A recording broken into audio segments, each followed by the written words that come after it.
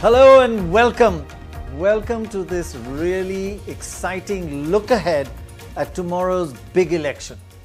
Now, I don't always call every election big, but tomorrow is very big. The election in Bihar. Why is it big? For a couple of reasons, which we will go into during the course of the show in some detail. But first of all, it's very important for the NDA and the BJP. Why? Because since the 2019 Lok Sabha elections, they have done really badly in every state election, starting with Delhi, then Jharkhand, then Haryana, and even in Maharashtra, eventually not even being able to form a government. So are they going to come out of this dive since the peak of 2018? Crucial for the MGB, for the NDA and Mr. Modi. Also very, very important for Nitish Kumar. He says this is his last. If he doesn't win this, does it mean that he will be out of politics and out of the reckoning? Also crucial from the possible rise of a new star on the horizon, Tejashwi. He has taken Bihar this time by storm. And I must tell you that we followed him around in the last two elections. He has got charisma, he's a great speaker, and he has crowds enraptured.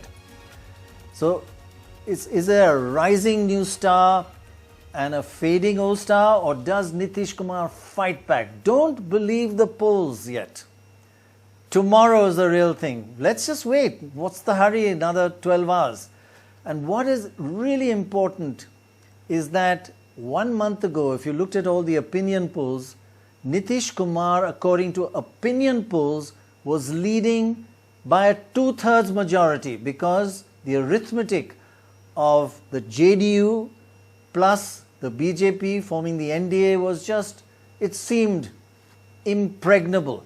And all the opinion polls, and they were done by very reputed organizations, including CSDS, who gave Nitish Kumar a huge majority. Then comes exit polls just a few days before the actual elections.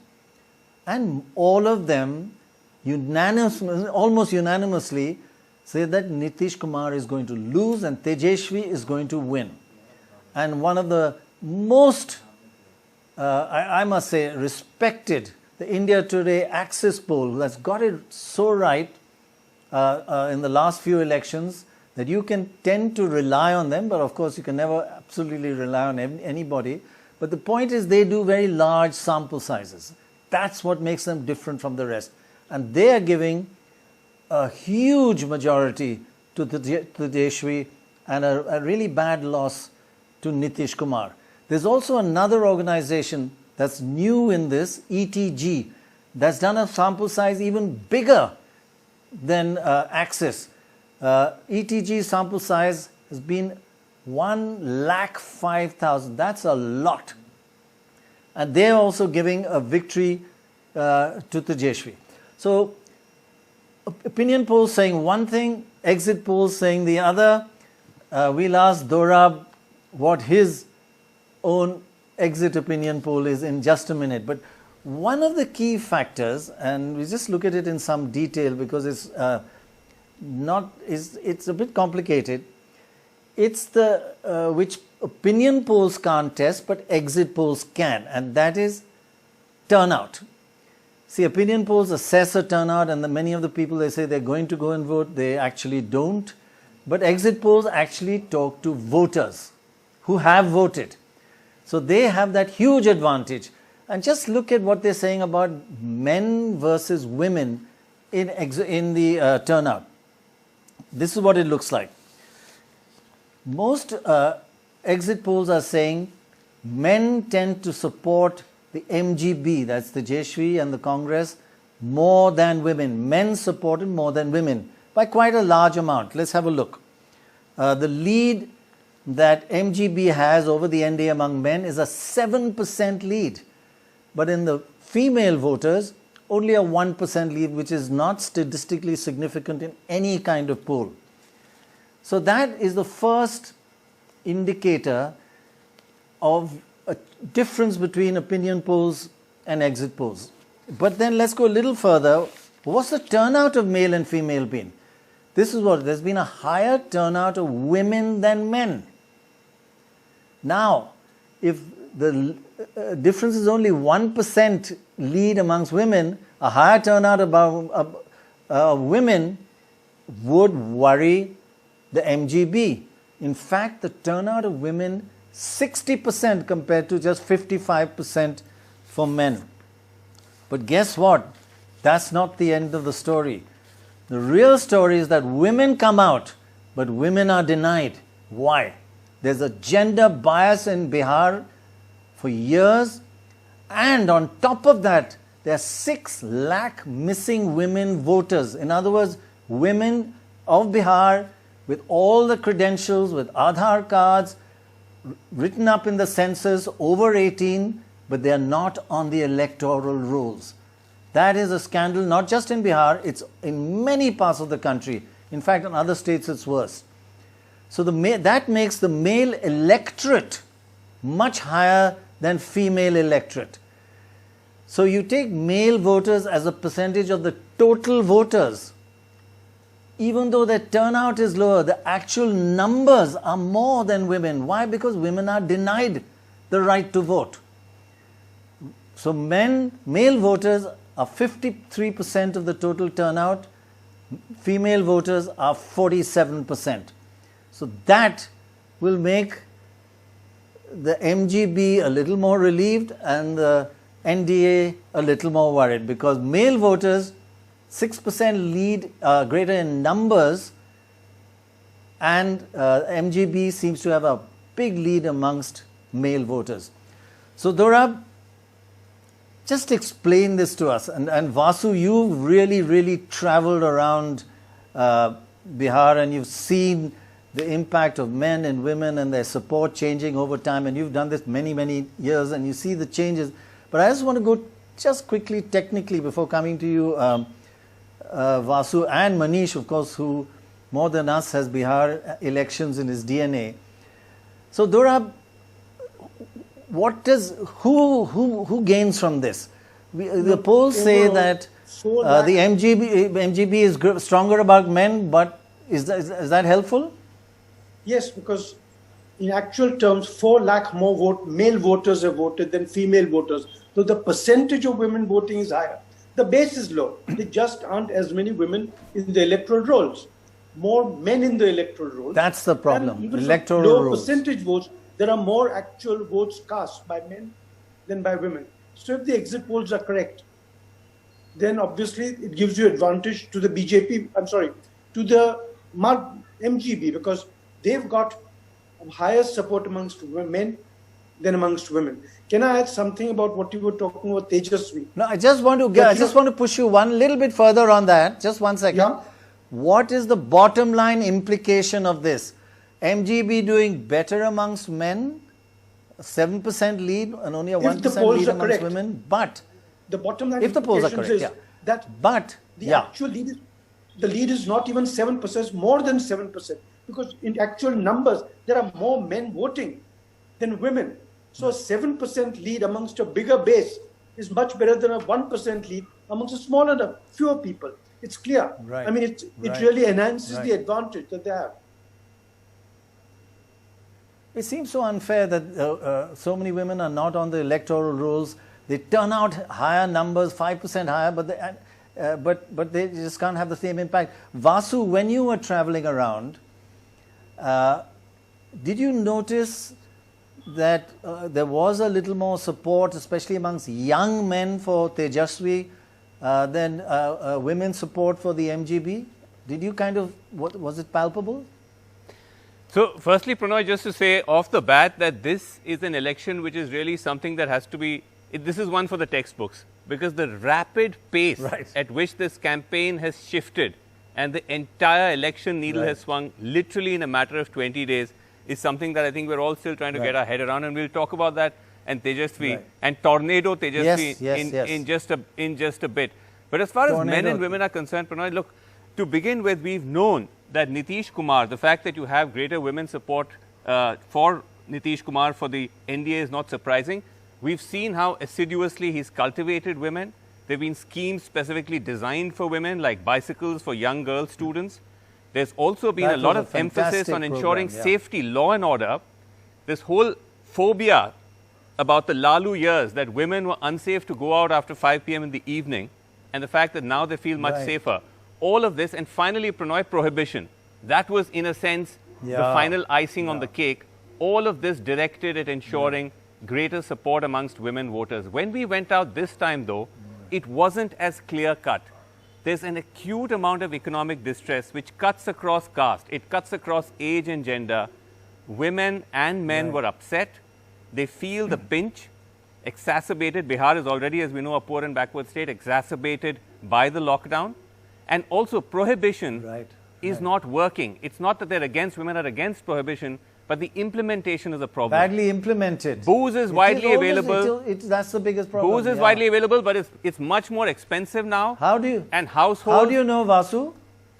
This is How do you know entirely it's widely available. Sorry. It's just it's some of your entirely best friends. hypothetical. Right.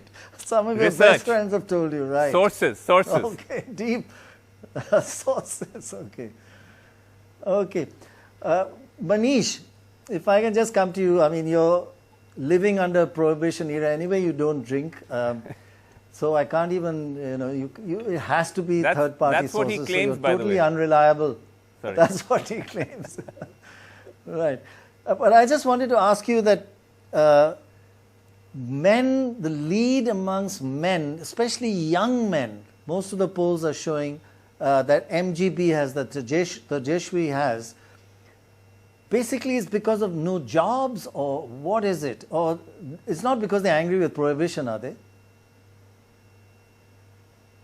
No, they are angry because of the prohibition also, Dr. Roy, because you were the one, the day Nitish Kumar enforced the complete ban on liquor, you were the one at Guwahati airport, Dorab and Sekhar, they were the other witnesses besides Radhika, that you said, I still remember that you predicted that this is going to finish your state, and it has exactly happened.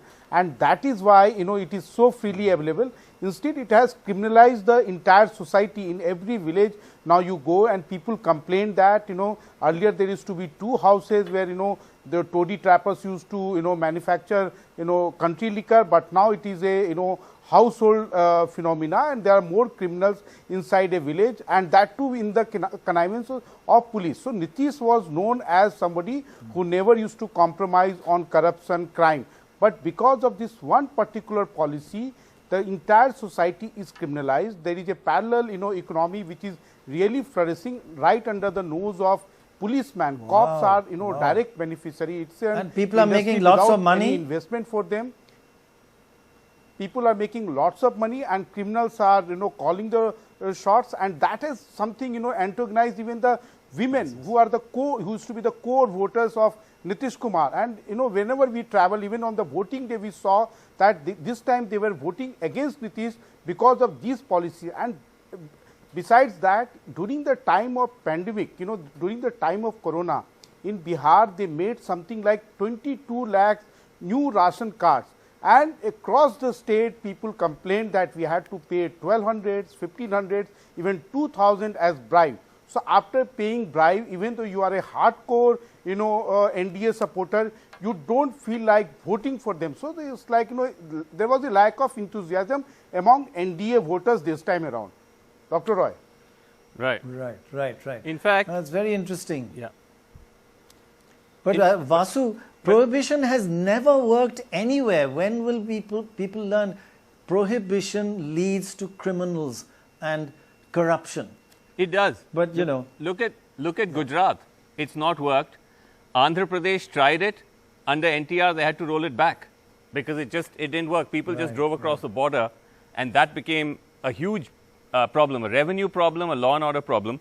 But coming back to Tejashwi, and let's also just, by the way, introduce the rest of the panel. Apologies for keeping all of you waiting. Shekhar Gupta, founder of The Print, is here with us. Vandita Mishra is here with us, national opinion editor of the Indian Express. You mean Shekhar Gupta's come on time?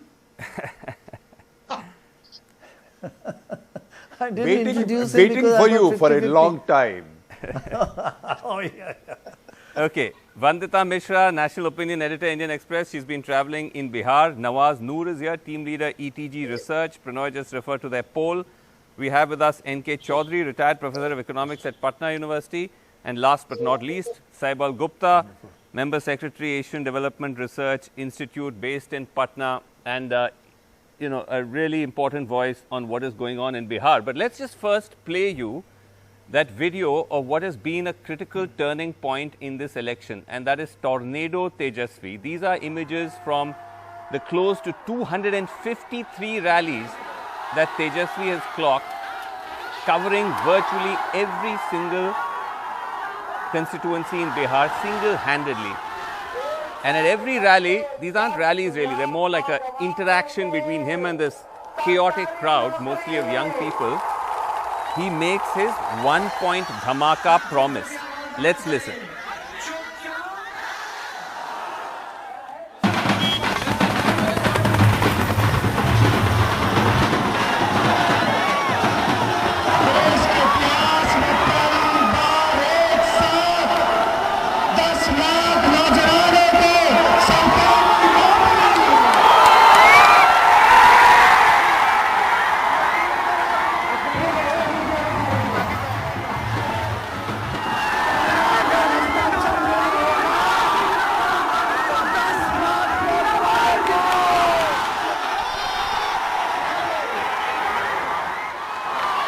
अरे 4.5 लाख नौकरियां तो खाली है, दफ्तर, nurse, compounder, चपरासी, peon, clerk सबका खाली है, उसको हम भरेंगे। और जो राष्ट्र औसत का मुकाबला है 5.5 लाख रोजगार, उसको हम पूरा करेंगे। तो 4.5, 5.5, 10 लाख जो होने वाला होगा वही ना बोलेंगे।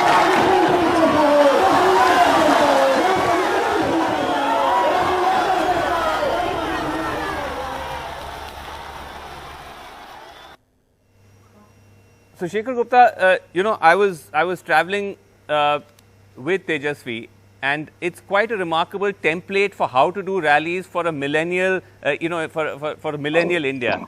You fly in, you go straight to the stage, no warm-up speakers, just 10 minutes.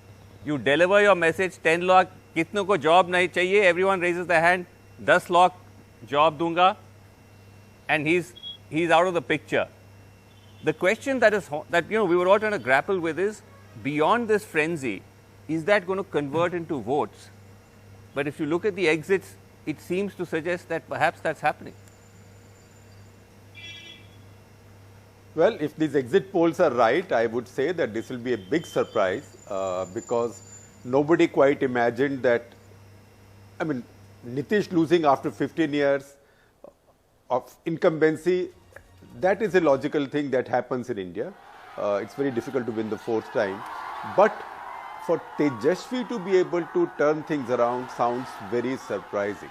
But these are credible exit polls, particularly the India Today Axis exit poll. I suffer from the disadvantage of not having traveled this time, unlike you. But it does seem to me that there is a fatigue factor with Nitish. And as far as prohibition is concerned, you might say, because you might say that I'm philosophically against or I'm philosophically for alcohol, although I'm not a drunk. Pranay knows it very well. But the day that prohibition was ordered, you knew that this was going to lead to trouble. Because of the many states that you listed just now, we also know Haryana, which is next door to Delhi. Bansi Lal ordered prohibition. He ruined his state's finances.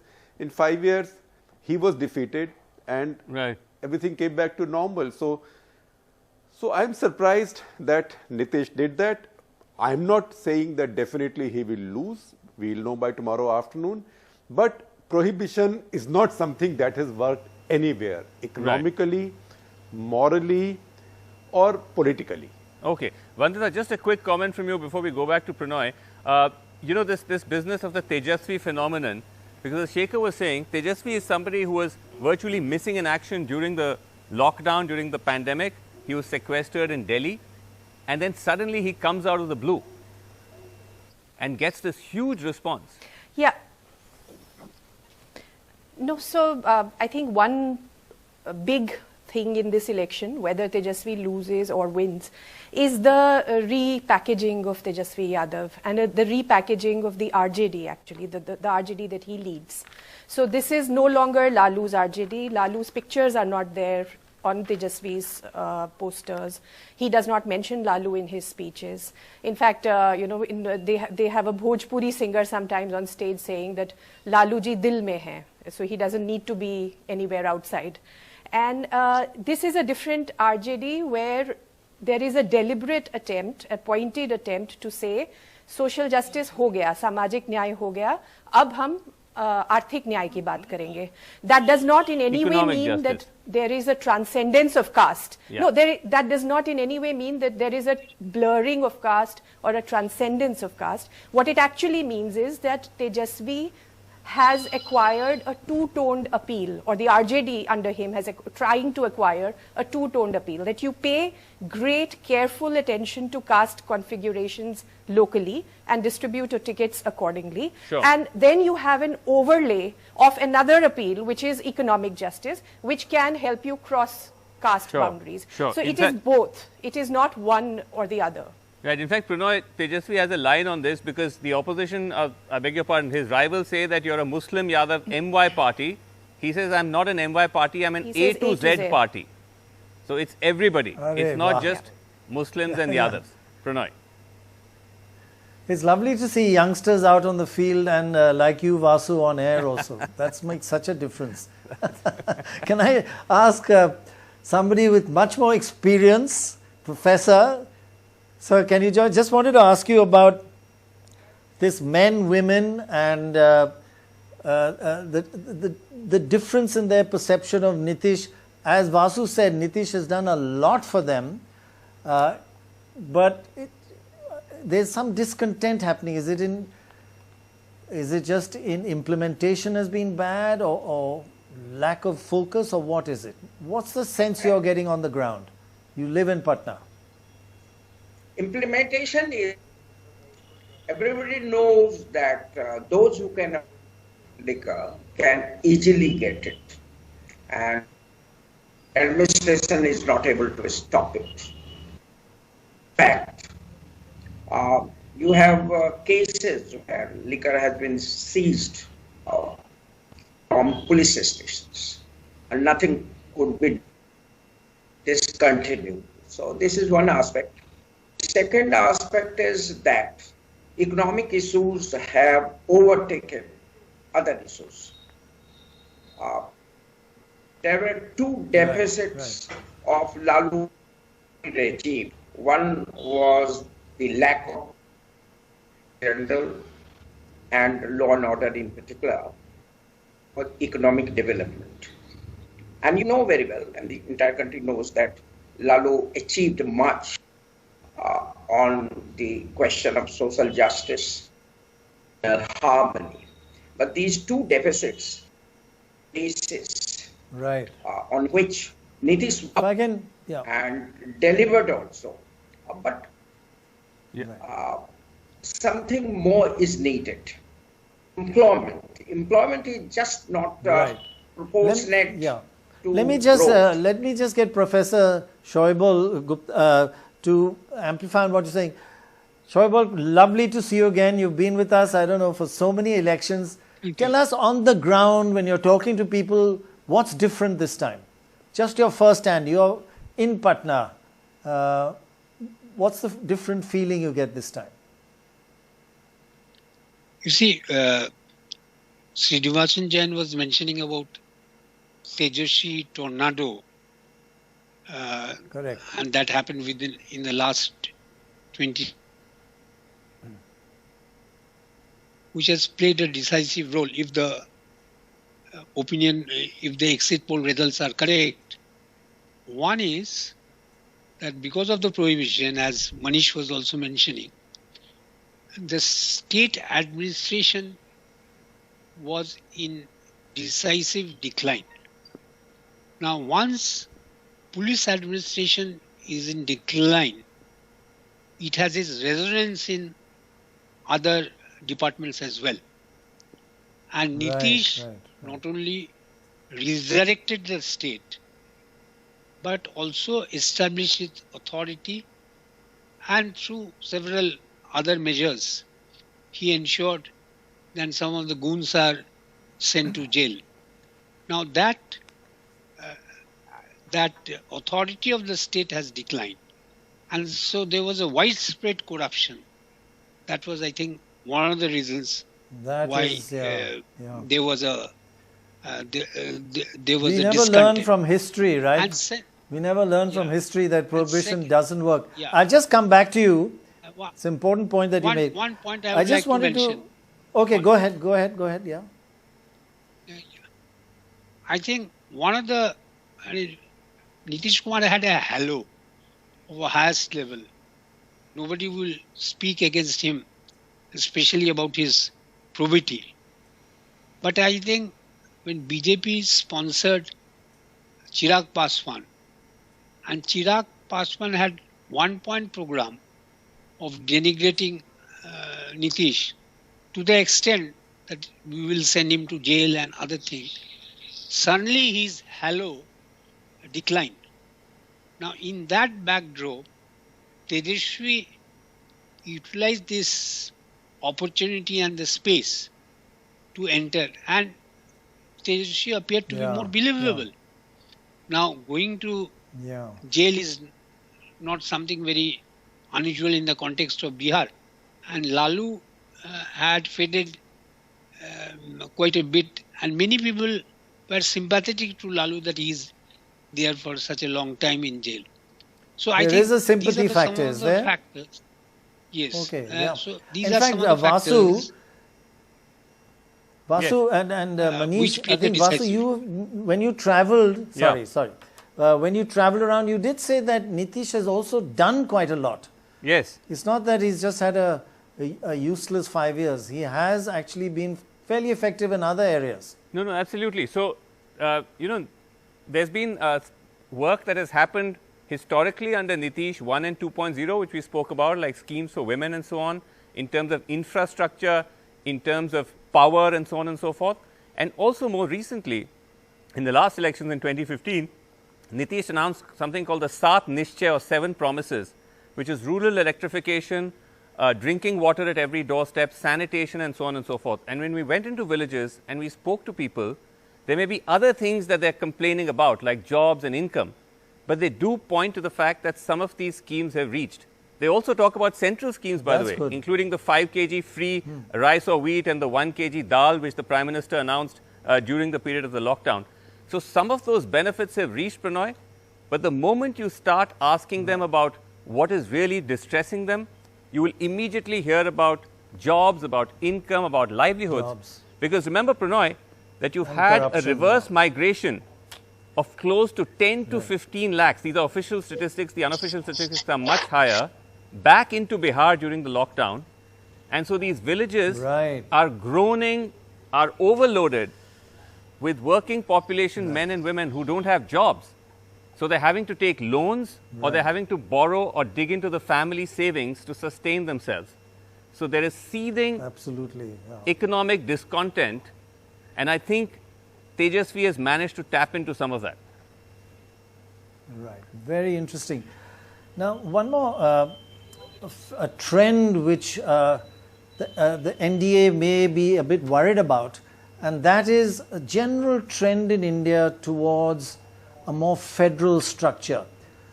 Elections are now in individual states, people in states are wanting more power for their state as opposed to the center, the federalism of India. Even if you look at Lok Sabha elections, just look at the trend over time, even for a Lok Sabha election. If we just look at it historically, early on, the number of say in the first 25 years after independence, if we just look at the rise of federalism over the years in India, and that is something that will worry any central government. Even in Lok Sabha polls, we've seen a rise in regional parties. If you look right after the independence, the first 25 years, the percentage of regional seats by regional parties in the Lok Sabha was just 4%. Then in the next 25 years, from 78 to 2002, that went up to 17%. And then in the last almost 20 years, 17 years, it's gone up to 33%, 4 to 33, the rise of federalism in India. And it's somewhat affected, if you look at how this rise of federalism has been happening recently, there's been a sharp decline in the NDA vote in all state elections since 2019. Remember the huge mandate Mr. Modi got in 2019. But since then, there's been a swing against the NDA from that Lok Sabha high in every state. For example, here we are. Let's look at some of the states. In Delhi, right after the Lok Sabha election, compared to the Lok Sabha election, minus 16% swing. You know, minus 16 is huge. Jharkhand, minus 22. Haryana, minus 21. Even Maharashtra, minus 9. These are huge swings that will worry any central government, and they tend to favor the non-central parties. And so it's better to be, especially the party in power. So the average swing away from the NDA on these 4 state elections since the Lok Sabha election is minus 17% swing. You know, I haven't seen these sort of things, neither has Dorab, I imagine. So what does that mean? Let's say that 17% just happens in Bihar. Will that tally with what the exit polls are saying? In fact, exit polls could be correct if a similar 17% swing away from the NDA happens in Bihar too. In other words, similar to what we've seen in the last 4 state elections. Just look at the result. A 17% swing away from the NDA would mean the NDA would get only 80 seats, the MGB Mahagathbandhan would get 150 and others 13. Okay, that can be plus or minus. This is not opinion polls or exit polls. This is a kind of underlying reasoning of why maybe the exit polls could be right, but after the US elections you don't believe any polls except Dorab still believes it. So Dorab, this kind of rise of, and then I'll ask Shekhar the same question, the rise of state parties, the rise of the kind of, they want their own power in state. In fact, the turnout in state assembly elections is much higher than the turnout in Lok Sabha elections. So people are more involved in state assemblies and they want power. So you're having an India developing where the center has powers of certain type, but everybody wants their own state. They want to be closer to their politicians in power. Now, if you look at all states other than probably Haryana, the main opposition party is a regional party. The Congress has collapsed in many of those states. The regional parties with regional aspirations appeals more to local people in local elections. That is why we are seeing what we are seeing. It's a transition away from 2 national parties fighting everywhere to 1 national party taking on a very strong local party with local roots. And that's what accounting for the swing. I mean, one of the polls I saw the other day says that one of the reasons people voted for Mr. Modi for NDA in Bihar was Mr. Modi. Now, if they say Mr. Modi and not Nitish Kumar or Sushil Modi, I mean, Mr. Modi can only carry them up so far. The party has, but, you know, except for that, they have nothing to show. Because he will not be there after the elections, yeah. Correct, yeah. that's right. That's and right. Shekhar, right. Shekhar, you know, if you take this kind of decentralization force that's developing a little, one step further, even panchayat elections have a higher turnout than state assembly, which have a higher turnout than Lok Sabha.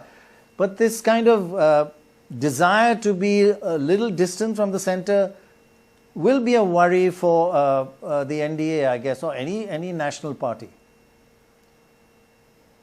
Well, I think there is sense in what you're saying, but I think the story here is deeper.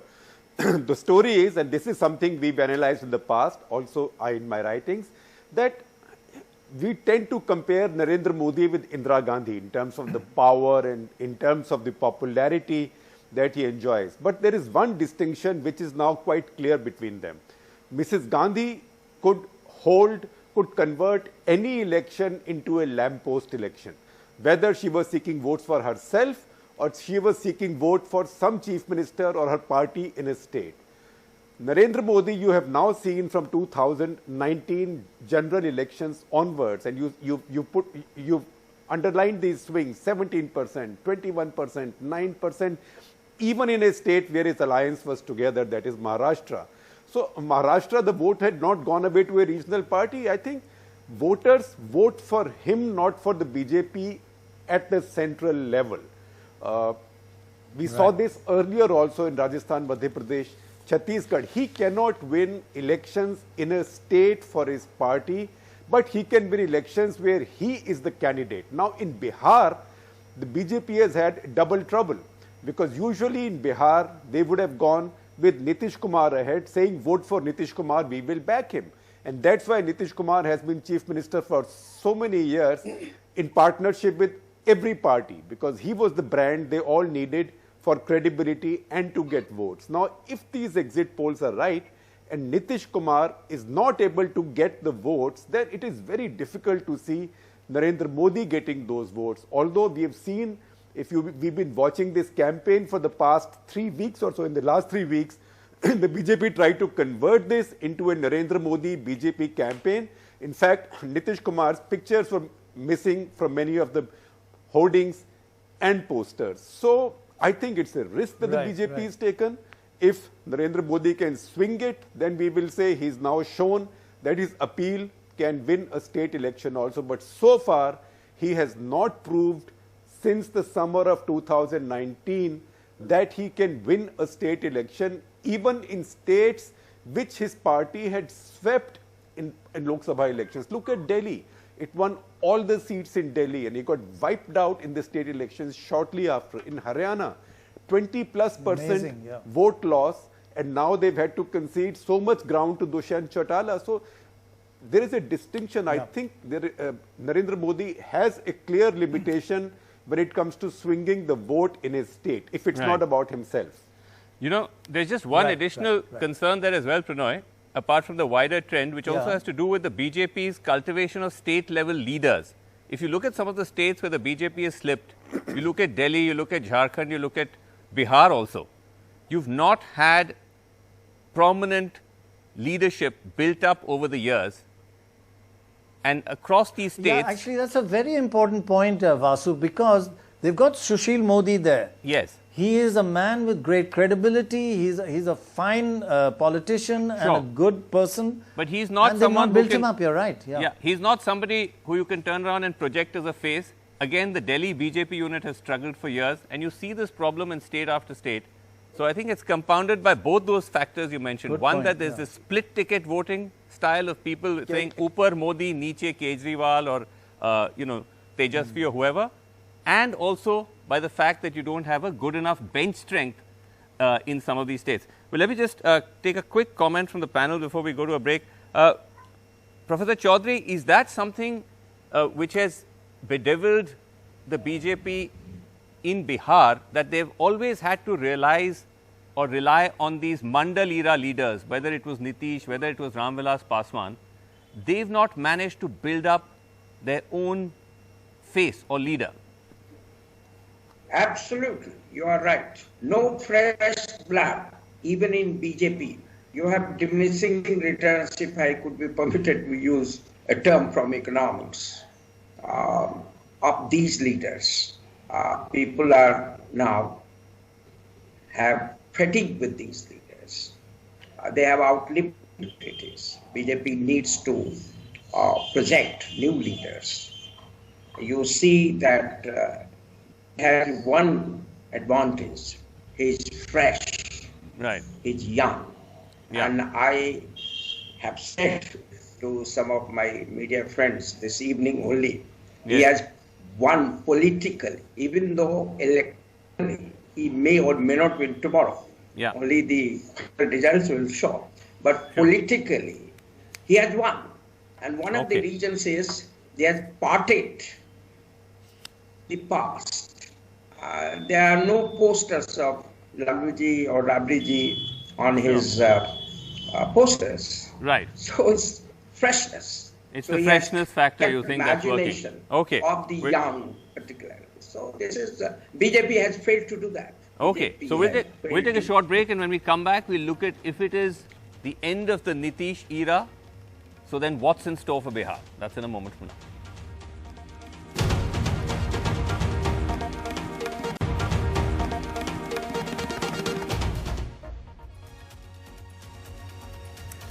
Welcome back. What about anti-incumbency? You know, we've seen again 3 phases. In the first 25 years after independence, there was massive anti-incumbency, pro-incumbency in the first 25 years. 80% of governments were voted back. Then after 1977 to 2002, 80% of governments were thrown out. Then since 2002 till now, it's kind of been 50-50. The voters got smart. If you're good, they vote you back. If you're bad, they throw you out. The anger of the 77 to 2002 period seems to have gone. But how many times can a person be voted back again and again and again? The longest serving chief minister in India, even beating Jyoti Basu's record, is Naveen Patnaik. And he won again. And Jyoti Basu won many times. But after that, Nitish Kumar is a very close. He's going to catch up if he wins again this time. But just look at the probabilities. If we just look at what anti-incumbency means, and this is all over the world, the longer you stay in power, the tougher it is to come back. Chief ministers have a very low percentage chance of being re-elected after 3 terms. We've looked at the history of all elections in India, and this is what it looks like. If you're re-elected, what is the percentage chance of winning? If you're re-elected 3 times, the 4th time, a 1 in 10 chance, 11%. And if it's next, 1 more. If you're 5 times, it goes into a 1 in 20% chance. Yes, you can, 5% chance.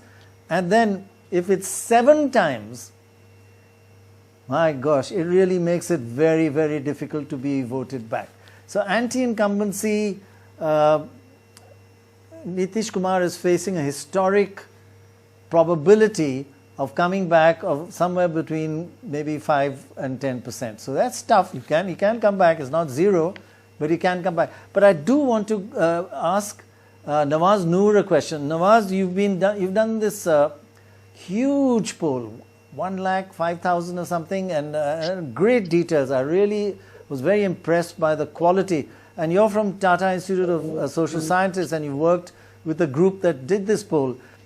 When you did all your questioning, was there the feeling of anti-incumbency? Was there a feeling of anti-Nitish? Or was it just that indifference? He didn't appear much? Give us some of the feel that your poll gave you.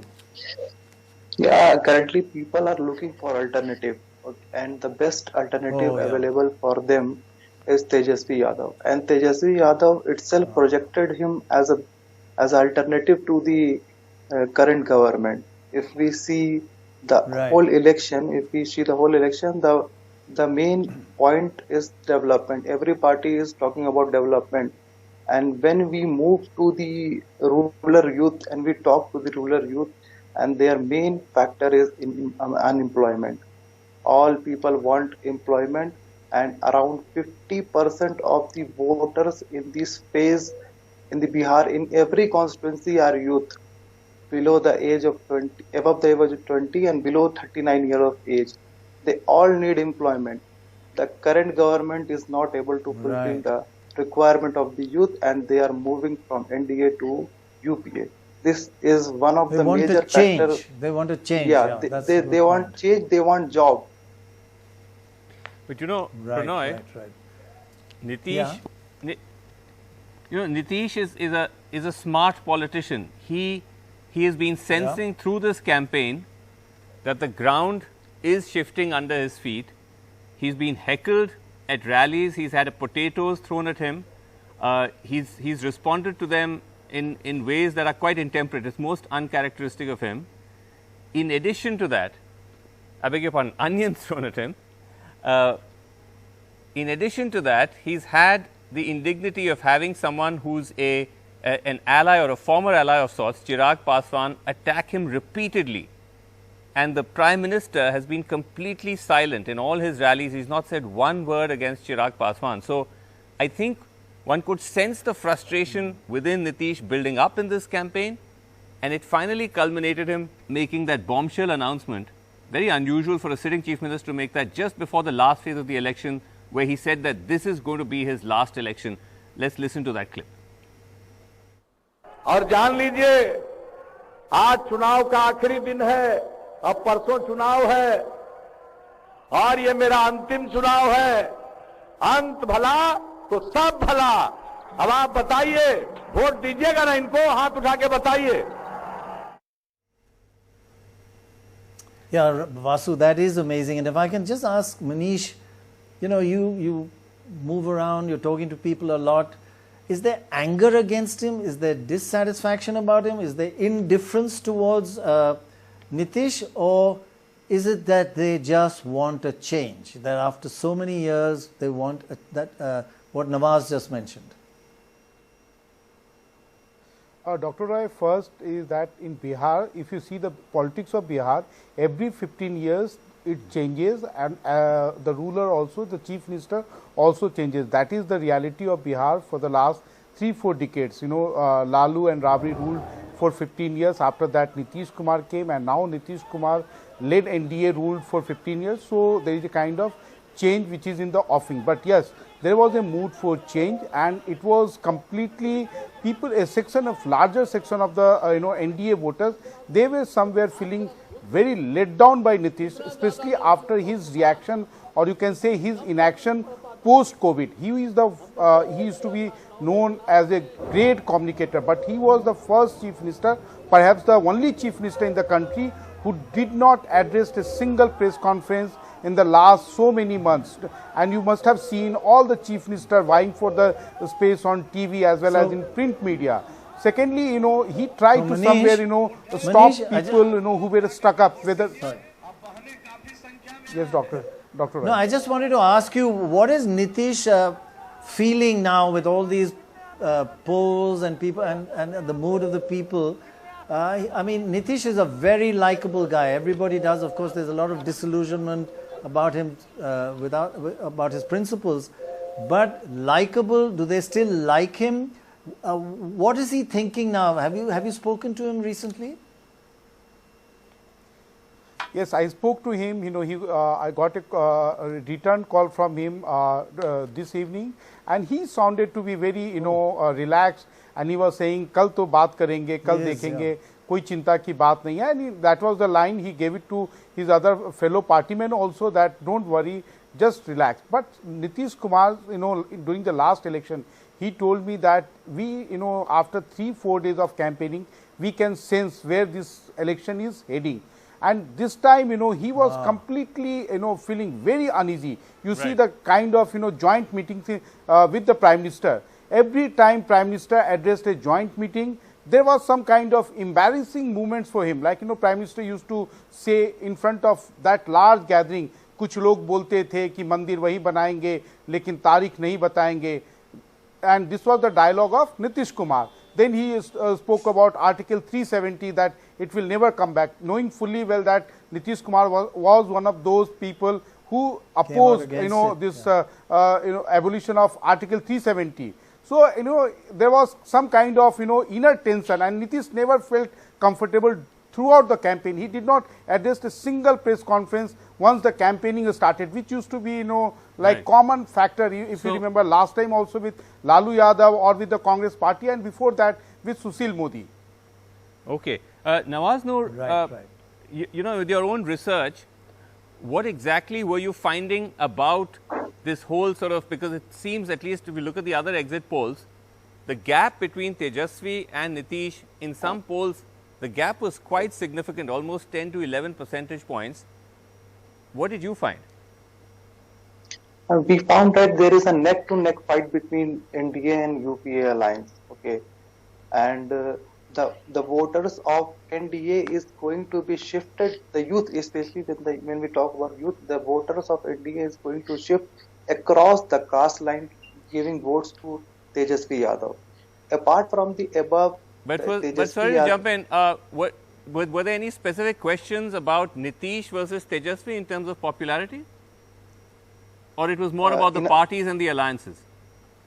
No, it's about the CM candidate also. We have a question of CM candidate also. Okay. Who will prefer the best CM of the you want to see in the future Okay. for this state? And what Okay. did that find? And the best move what UPA has played is alliance with the left party.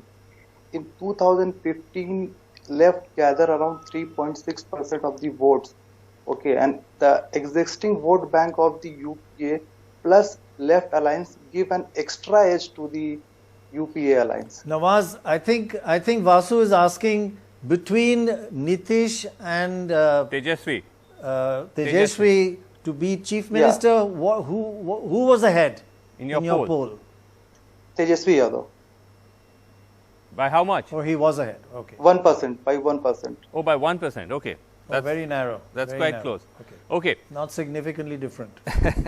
I'm told we have to take a short break. We'll do that and we'll come back with more.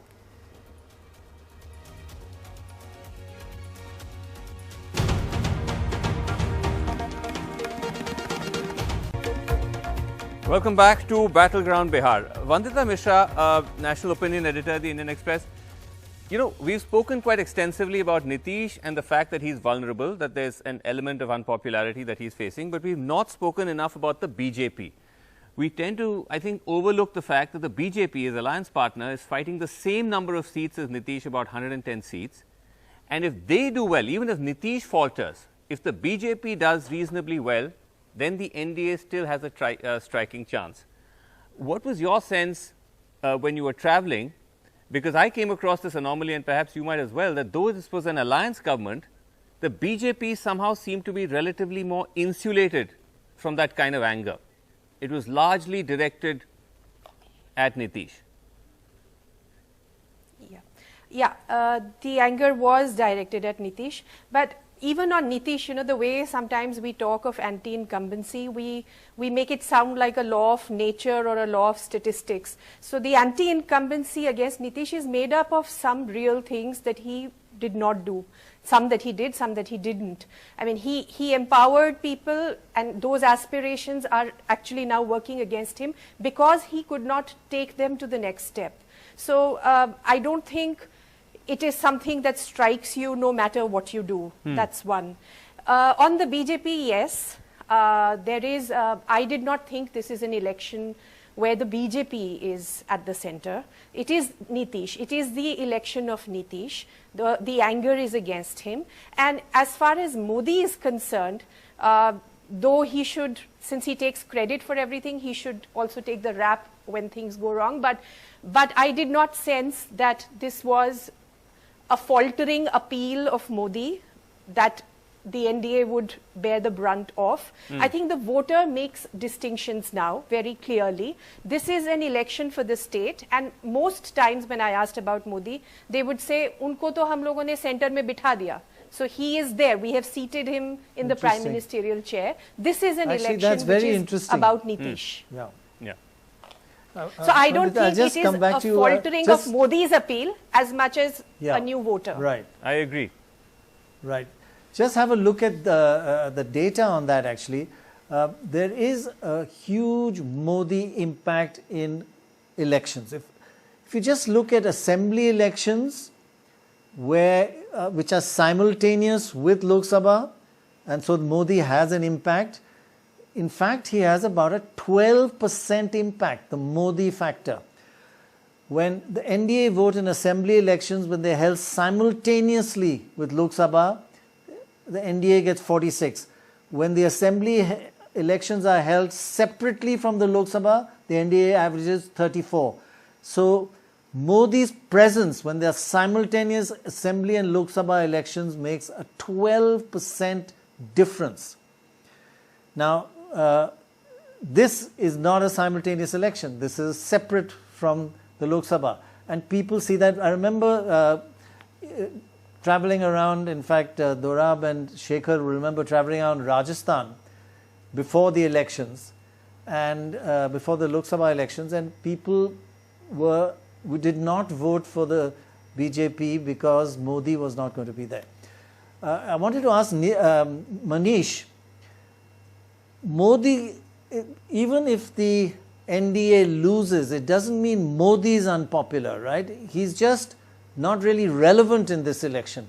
What did you find an anti-Modi sentiment, or just no? I mean, he's okay for the center, but he's not relevant now. Dr. Rai, you talked about Rajasthan. In Rajasthan as well as in Madhya Pradesh, the slogan used to be Modi tumse bad nahi, Vasundhara teri khair nahi. So, there is no slogan as such, but yes, of course, there is no anger against Modi. But there also there is kind of, you can say a very clever move on the part of central government agencies. Like even though Nitish has also transferred 1,000 rupees to the account of all the ration card holders, but if you go and ask them that कि Nitish ने आपको पैसे दिए, then they say that नहीं मोदी जी ने भेजे 1,000 रुपये हमारे खाते में. Then I asked them that who told you? They said that no, it's a bank manager ने हमको बताया कि हमारे खाते में जो पैसे आए थे वो मोदी जी ने भेजे हैं. So there is no anger against Modi, but of course there was some kind of tussle between BJP and JDU on the ground. As I can give you two examples. During the campaigning, now it has become very common that BJP BJP uses central agencies to corner their rivals, their opposition, who is gaining.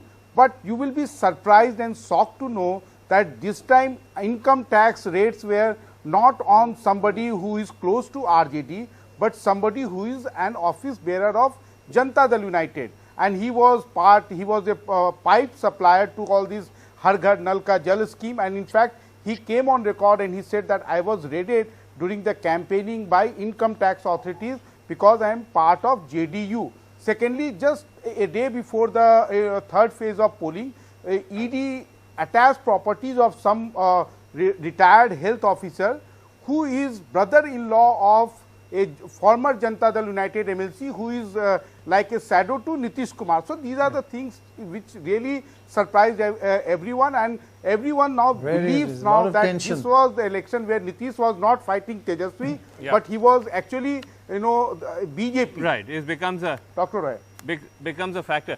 Shekhar, one of the reasons why Modi is required for the BJP, particularly in states where there are very entrenched caste silos like Bihar, is that you need somebody to be able to bridge those caste divisions where you're bringing in not just the upper caste, but you're also bringing in some of the Dalits, the OBCs and so on and so forth.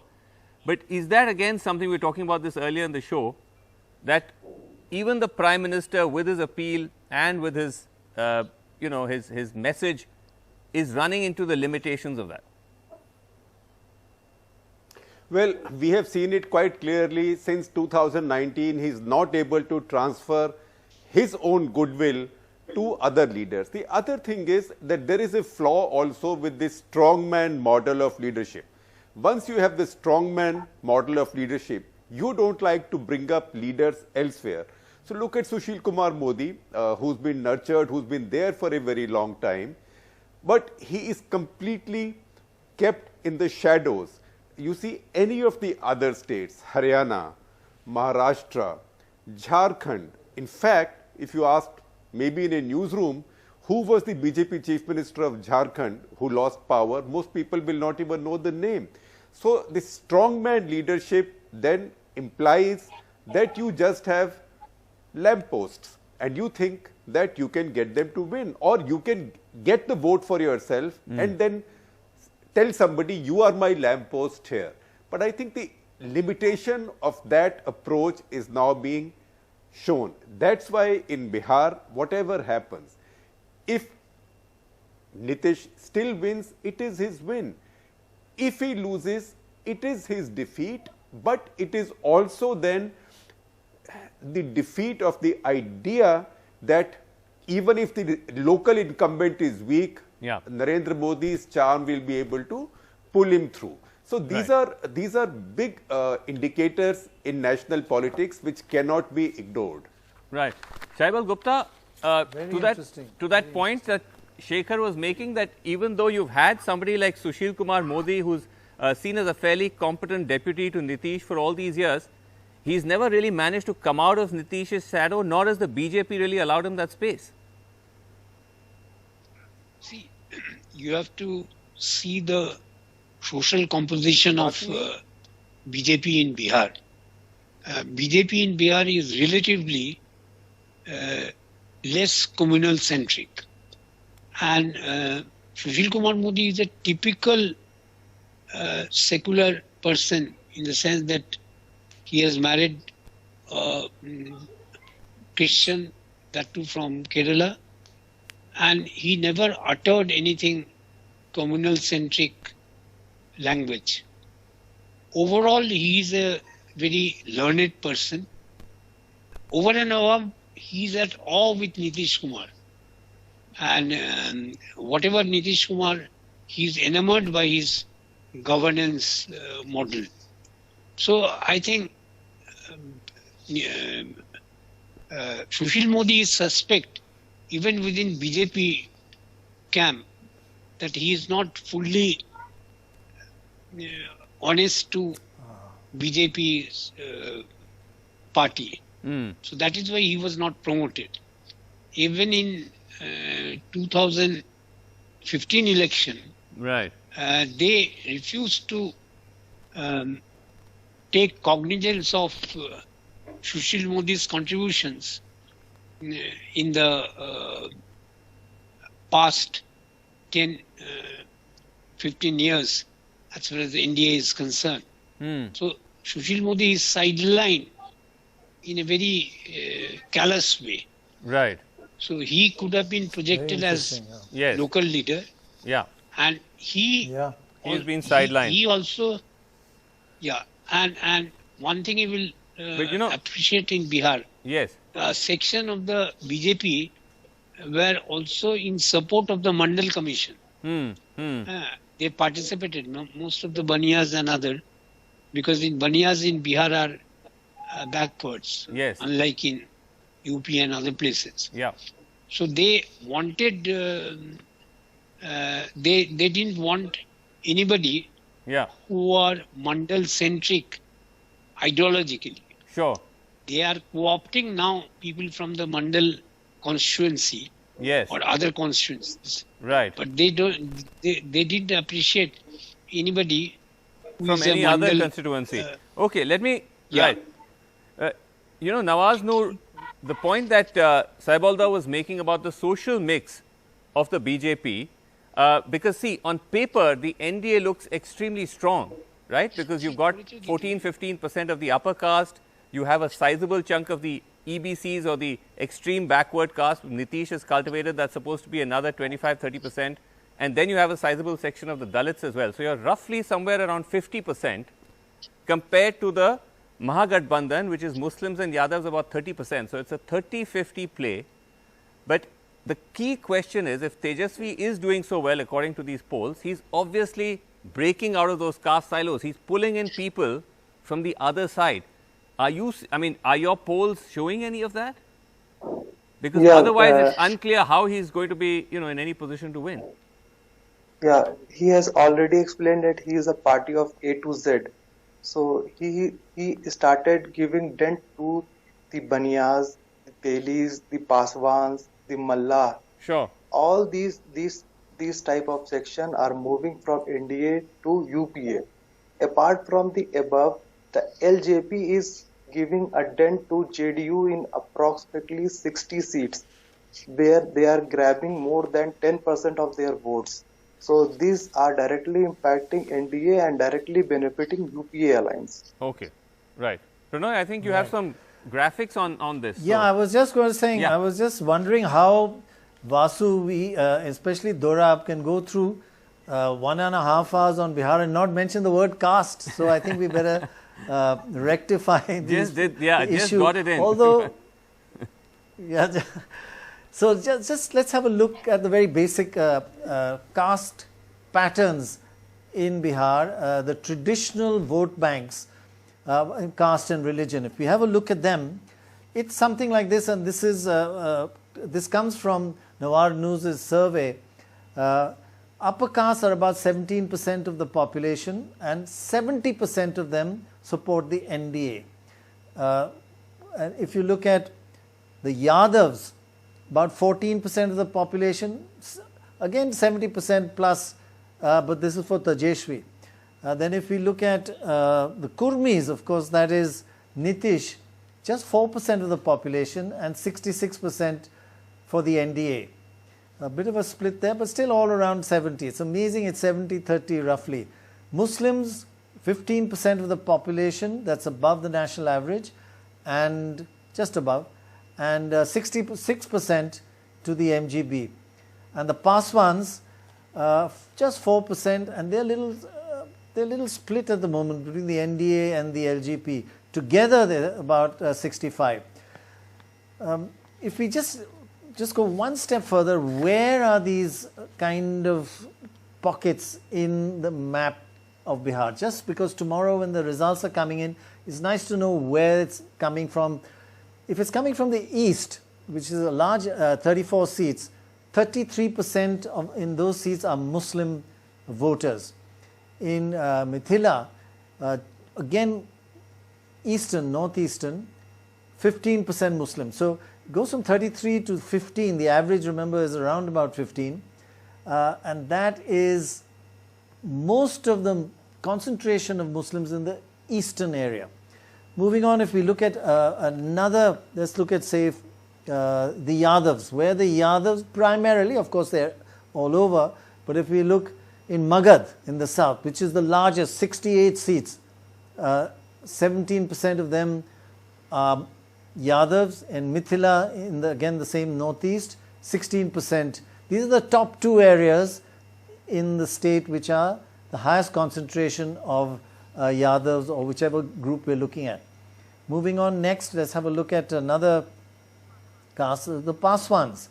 Where are they? If you see seats coming in from there, you'll know that there's a Paswan area, Magad and Trihut. And they're very, of course, the average is only 4%, so that's really low. And finally, let's move on to the Kurmis, where Kurmis in high percentages, again high relatively, in Magad in the south and Trihut in the northwest. So these are the areas when you see, finally let's look at upper caste. When you see votes coming in from there, you'll know there is some underlying bias or traditional. 19% in the northeast, and you see a lot of BJP wins come from there, and in Magad 17%. These are quite high numbers in any election. So Dorab, if I can just ask you, when we say, upper castes are for NDA and the Muslims are for the MGB, but it's still 70-30. It's not like 100%, like people feel it's a block. But caste is a bias. It's not a 0% kind of thing, is it? I'm going to partly answer your question, partly answer another answer that I want to give. It is what you said is true. It's nowhere 100 to 0. I'm now looking at Tejasvi, something I wanted to do. Tejasvi, I think, is following the Akhilesh model. Break out of the Muslim-Yadav combination. But Akhilesh has failed because his Chacha Bhatijas have blocked him. Lalu, whether you like it or not, is in jail.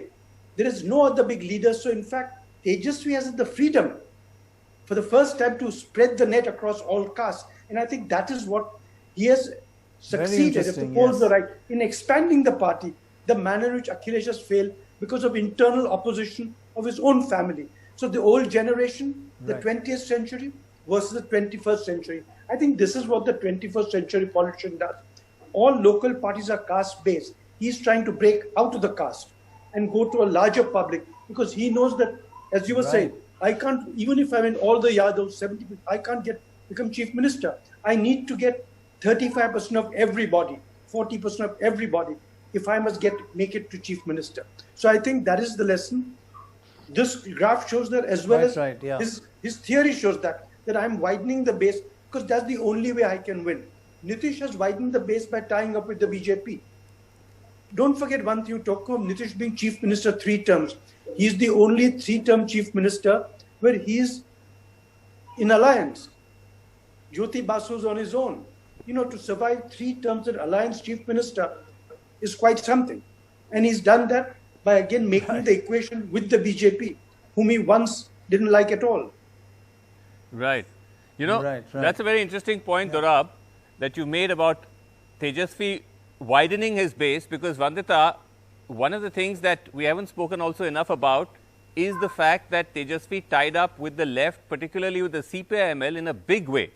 He's actually given 30 seats to the left, 19 of which are to the CPI-ML. This is the first time that ML has actually fought an election with the Mahagathbandhan. And one of the reasons for that is because of the Dalit votes that the ML particularly brings in that Magad area, in that Bhojpur area. Yeah. Yeah, so there is a, I mean, there is a CPML vote of something like 10 to 15,000 in many constituencies. So it may not be enough for them to win, but it would be enough to make the difference in a close contest. So on their own, they would not be able to get the seat, but combined with RJD in a close contest, they could give the winning edge. So that's what the calculation seems to be. But you know, again, I would also want to say that this whole thing of transcending caste, I do not think the RJD is doing that in any way at all. As I said earlier, it is paying very close attention to caste, but paying attention to its local configuration, and then overlaying it with another appeal. So it is two appeals rather than taking out the caste appeal. No, I think you're right. In fact, Prannoy, it's quite correct to say that it's not caste neutral entirely, but that you are trying to build a rainbow coalition. So Tejasvi is trying to give more seats to candidates from communities which are traditionally hostile to the MJB or more inclined towards Nitish, like the extreme backward caste, like the upper caste or close to the BJP. Similarly, Prannoy, interesting statistic somebody told me, the JDU has given 19 seats to Yadavs, which is perhaps the highest that they've ever given. Totally, the NDA may have fielded 40 Yadav candidates. So both sides are trying to build this rainbow coalition. I think Professor Chaudhary has been very silent. I think what Dorab said actually made a lot of sense to me. That, you know, Tejasvi will hold on to his 70% in Yadavs and in Muslims. What he's trying to do is not win over a whole other community, but where he had only 30%, maybe make it 35% or 40%. And that's the only way. So he's looking at outside his own solid traditional base and try and increase a small swing in his favor. One shouldn't think, oh, he's trying to win over all the other castes or a particular other caste. Keep your 70 and increase the percentage from 30 to 40 or 30 to 35 and other. If Manish can talk about that. Manish? Can I intervene? Is he? Yes. Please. First go thing, ahead. Tejasvi, you know, Dr. Rai, first thing Tejasvi did in this election. One second, Manish, Saibal. Really. One second, Saibalda wants to have a word. 1 second, just let Saibalda have a word. I think one or two things that I would like to clarify.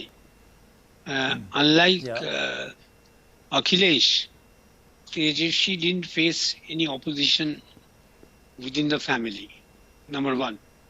Number two, that whatever Tejasvi did, it was with consent of Lalu. In fact, it is Lalu's strategy which he implemented. Third, that his association with the left was a master stroke, in the sense that left has votes in every constituencies. As Vandita mentioned, 10,000, I would say 5 to 6,000 in a closely fought election. That is a very important thing. Fourth, that they have cadres, left has cadres, who can highlight about their election issues everywhere with full optimism. Now, you will not find any cadres of a left type in any other party. So that also plays an important role. And last point, that this strategy of MY, going beyond MY to A to Z, what Tejasvi mentioned, that we are involving everybody. So if you see that in Rajya Sabha poll itself, RJD had nominated Bhumiyar in the Rajya Sabha. So that was very unthinkable. Right, Nobody could right. imagine that RJD will nominate. So they have been thinking Right. quite loudly that they have to go beyond their own configuration. Yeah. And they have Manish was succeeded about to say something. possibly. Yes, very interesting what you mentioned. Yeah. Yes, Manish? Dr. Roy, where the game Sorry. changed for Tejasvi as well as for RJD is that when they commissioned a poll, they found out that his father Lalu Yadav, in fact, till last election, he used to distribute tickets on the basis of old caste data, and in fact he never used to factor in the delimitation of the constituencies. And in fact Tejasvi himself told me that that when we started going through every constituency's caste configuration, we found out that somewhere we were making mistakes in every election. So we decided to decide the tickets based on the delimitation which has already taken place in 2010, and post that NDA is giving tickets based on those data, but RJD is the last one to acknowledge the new delimitation data. Besides that, they gave 70 seats to Congress with the clear-cut instruction that you will give maximum seats to the upper caste, and for the first time out of those 70, Congress party gave 50% to the upper caste. So in the entire North we have seen for the first time that the upper caste people, they were on the one hand they were not very enthused about leadership of Nitish, but at the same time they were not hostile to RJD candidates, which was the like you can see that was the game changer for them. Right. Very interesting. One of the things. That's why what Lalu needed was data scientists like Nawaz Noor, right? But need these young kids rather than. But we won't go any further. No ageism. But it's funny because Nitish has come under attack in a sense from it's a pincer attack from these two young faces in this election. One has been from Tejasvi, and the other, in a sense, even stronger, has been from Chirag Paswan, who's made it almost personal. But the big question is, how much is Chirag Paswan going to hurt Nitish? I think that is something which isn't very clear. So again, just Vandita, to come back to you, because it's a bit of a dilemma for Chirag. He's saying that he's going to fight the JDU in all the 143 or 115 seats that the JDU is fighting. He doesn't have, the Paswan vote share is not very high, it's I think about 3 to 4%, but he's given tickets to a lot of BJP rebels who've been shunted out by the party, and that has created a considerable amount of confusion on the ground. Yeah, so I think Chirag Paswan is important for this confusion, and important for some of these BJP candidates are people who also have the cadre with them. So what it does is it splits the vote. It also brings down the threshold of victory, and that could well work for Tejasvi. But I do not think this is Chirag Paswan's election in any sense, in the sense that I do not see him coming up as any kind of a player for now. I think he has to put in much more time and effort and leadership for that to happen. It's possible it may happen in the future, but I do not see him as any critical player in this election. Right. But as you were in your field work, he didn't feature much amongst the people. No, he didn't. And I think, for me, this election is Nitish Kumar.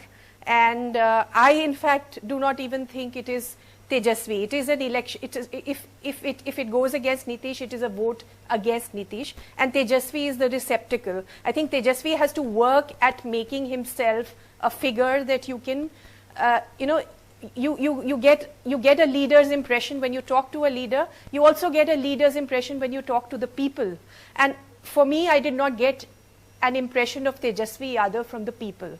So that has to happen. Even He the has to young, build but a lot that of people if are he saying comes to on the power. ground, a lot of people on the saying on the ground that the young men were talking about Tejashwi quite a lot. For me, especially what I jobs, which found they was really need. that, yeah, so to me it seemed that the vote for Tejasvi right now is like a vote for Nota, none of the above. We don't want Nitish.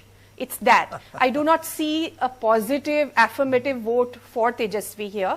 But like I said, he has to come into power. He has to make a profile for himself. He has to flesh out. Would you agree with that, his content. Vasu and Manish? Would you agree with that? I had a slightly different impression. It was, to a certain extent, yes, it was a vote against Nitish, but I think it would be too sweeping to say that it was not in favor of Tejasvi. There were quite a few people we met, and you're right, quite a few young people who said that let's give him a try. Yuva Neta hai. So we'd ask saying that he's not experienced, because that's what his critics say. What experience does he have? But they said, so what? He's young, we are young, and we're fed up of these same old school politicians. So let's give him a shot. So I think there has been some amount of traction he's got because of that. Manish. Yeah, let me ask Nawaz. Nawaz, Yeah, in sorry. your survey, give factors. did Tejashwi, was he important like in a positive way or just a receptacle, as Vandita puts it? Was there positive feelings about Tejashwi? Actually, if he scored above Nitish and who we want as next chief minister, I suppose that's, but you tell us from your poll. Yeah. From the age group of 18 to 30, Tejasvi Yadav is more than the Nitish Kumar. People like young people are more inclined towards Tejasvi Yadav, but the older school of thoughts are inclined towards the Nitish Kumar. Okay. Got it. Yeah. So a big split in the age there. We'll take a short break and then we'll come back and just a last look before we wrap up on this fascinating Bihar election.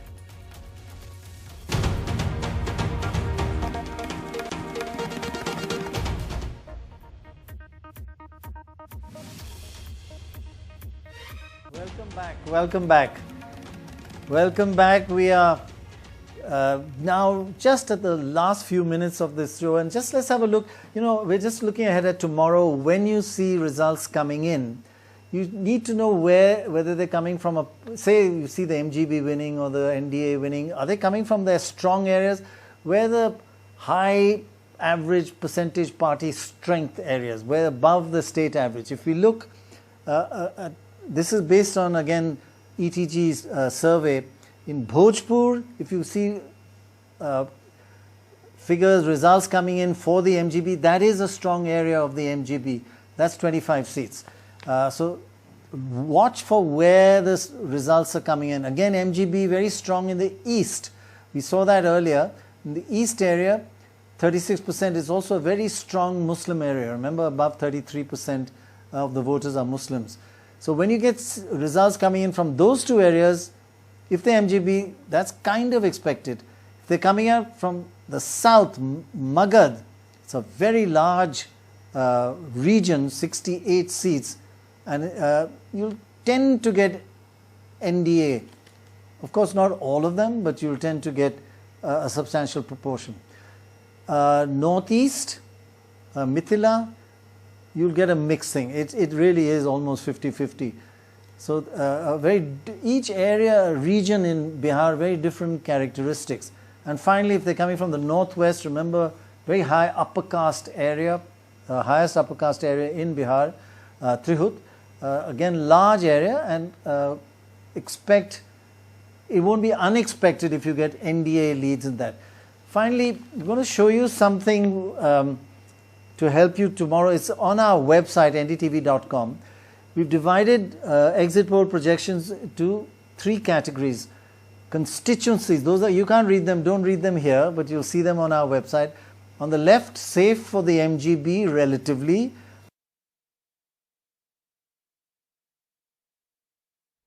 So basically, as Pranay was saying, in the blue you see the seats which are safe for the MGB. On the other side, you'll see of your screen, on the right hand side, these are the seats that are safe for the NDA, and it's the seats in the middle which are really the battleground seats that these two formations are going to be fiercely contesting for. So, this is the state of play, the battleground versus the safe zones for both these parties. And if you look at that, there are about 87 seats which are considered safe for the NGB, 66 for the NDA, and about 90 seats in play. Okay, let me just go to Manish.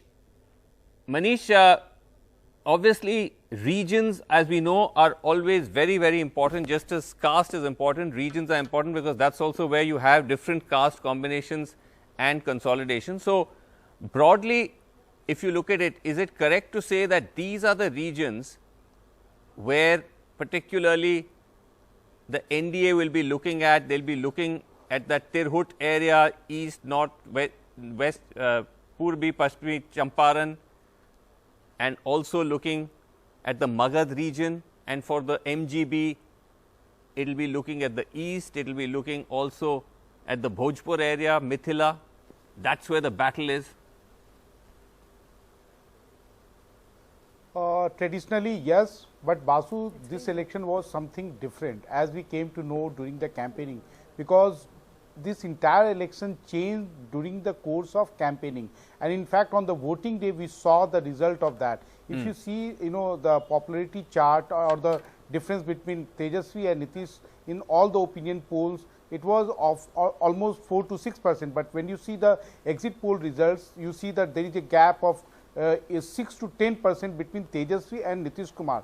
So, the whole election changed in the during the campaigning, and that is why all the top leaders are now keeping mum, and they are just waiting for tomorrow's results, because they are saying that if there is some kind of undercurrent against Nitish Kumar, then it will be irrespective of the region or their stronghold in the past, because Champaran used to be really their stronghold, which they like BJP retained and swept last time, but this time they are not getting very good favorable reports from that region also. Vasu. Okay. So, that's really the challenge in a sense for the NDA, but just as we wind down on time, let me just get quick comments from everybody. Again, just looking away from Bihar and looking at what this election could mean for the wider national picture. And Shekhar, one of the things that we've been seeing, and you've also been writing about and reporting about this, is the slow unraveling of the NDA. And in a sense, the JDU is the last significant ally left for the BJP. The Akalis have gone, the Shiv Sena has walked out. And given the fact that it does appear the JDU is going to underperform, could this be the end of this particular chapter alliance of the NDA as well? And in a sense, does this mark the further unraveling of the NDA? Well, if Nitish does poorly, then definitely it will mark the unraveling of the NDA. One more nail in the coffin, if I may say so. But the fact is that the Narendra Modi, Amit Shah style is winner takes all. And if a coalition partner cannot bring the votes to the table, then they don't have time for losers.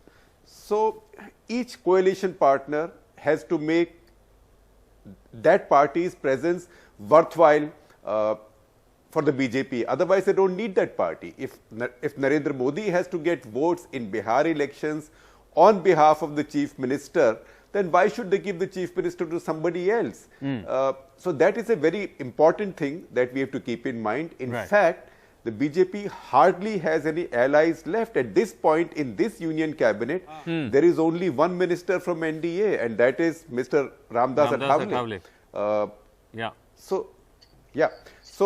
So this is not an NDA cabinet anymore. NDA is represented in some of the states, one of which prominently is Bihar. Sure. And we will know by the end of tomorrow whether that stays intact or not. But there is another problem with the BJP, because even when BJP has a partner in the state, does the partner comes across as truly empowered? Because Chief Minister in the Indian system is where the power of the Indian state lies, much more than even in the Prime Minister, because Chief Minister has discretionary powers. Chief Minister can lock anybody up in jail for a long time, for several days. The Prime Minister directly cannot. So, a Chief Minister, if a Chief Minister does not look empowered, if you can go to Delhi to his partner's high command and get stuff done behind the Chief Minister's back, then that undermines your coalition partner. So, coalition partners also, I'm sure, are reviewing their status, and that is exactly what the Akalis have done in Punjab. And that is what Shiv Sena did in Maharashtra. Right. Pranoy, just if you want sorry, to come. I disappeared for a bit. I've heard the truth is that Shekhar got me cut off, you know. I mean, he's talking about power of chief ministers, but Shekhar, he said, he pulled the plug. Chup kar, I want to talk. That's what he said, yeah. But Pranoy, I think the point that we were making, or the point being made, is that it's a kind of, this election also marks a very interesting juncture, dilemma for the BJP. On one hand, you say that, okay, I want to shed these underperforming allies like perhaps Nitish Kumar, but at the same time, do you have the own capacity to go it your own in these states, whether it's Bihar, whether it's Maharashtra, whether it's Punjab? And I think that's something that the party will have to take into account as they move forward. Very true, very true. Yeah, actually, historically, the BJP has been very smart at forming alliances, giving a lot, unlike the Congress, who is living in the past where they still think they're the biggest party, the strongest. They're learning now, but the BJP, you're right, that's a dilemma. And if they start thinking they can go alone in many states, they're already, we've seen a 17% swing away from them compared in the state elections compared to Lok Sabha elections. Right. So they need allies in the state. And they used to realize it. I don't know if that's changing. Okay. So we just have a couple of minutes left. Let me just go around the table and quickly get everyone to take a punt on tomorrow. Starting with you, Shaibalda. Do you want to take a shot? Do you want to call the election tonight itself, or do you want to? You'd rather wait for facts. I expect a very. I expect a photo finish. Election result tomorrow. So I am keeping my fingers crossed. Okay. What tornado Tejaswi has able to create here. So it could go either way. That's normally that's Pranoy's kind of way of getting. But yeah, it all depends. It all depends. Vandita, do you want to have a go? Yeah, so I mean, just going by the places I went to and what I saw and heard there, I would also go by the photo finish. I mean, from what I saw, it seemed like a close fought election where Tejaswi has the edge. Right. Nawaz Noor? Yeah, big day for our team tomorrow. So looking forward to it. No, but what's your take? Give us your prediction. Yeah. Our prediction is NGV is going to form the next government in Bihar. Okay, do you have a number? Yeah, it's 126 to 129. Okay. Manish Babu? I think it's Tejaswi is going to be the next chief minister, and I think numbers will be somewhere around 135 to 150. It might go up also, it might be plus also, but Nitish is on the way out. I'm quite impressed. I thought everyone's And now last word with you. Vasu, last word with you. You think you can get away with it? No. You've been around. You know it all, yeah. You know it everything. You know the inside pulse. Tell us. Share with us. It all depends. Time will tell. Time will tell. Shekhar, we've not asked Shekhar. Oh gosh. Well, I haven't come this far in life by taking punts on election results. Only Pranoy and Dorab do things like that and survive. So I will pass this, but I will say one thing, that I am very curious, that will the people of Bihar still buy the BJP's main appeal to them, that if you don't vote for us, Jungle Raj will return. Because Bihar is probably, in fact most likely, India's youngest large state. It's been 16 years since Lalu left power. So anybody born after 1990 has no recollection of the Jungle Raj.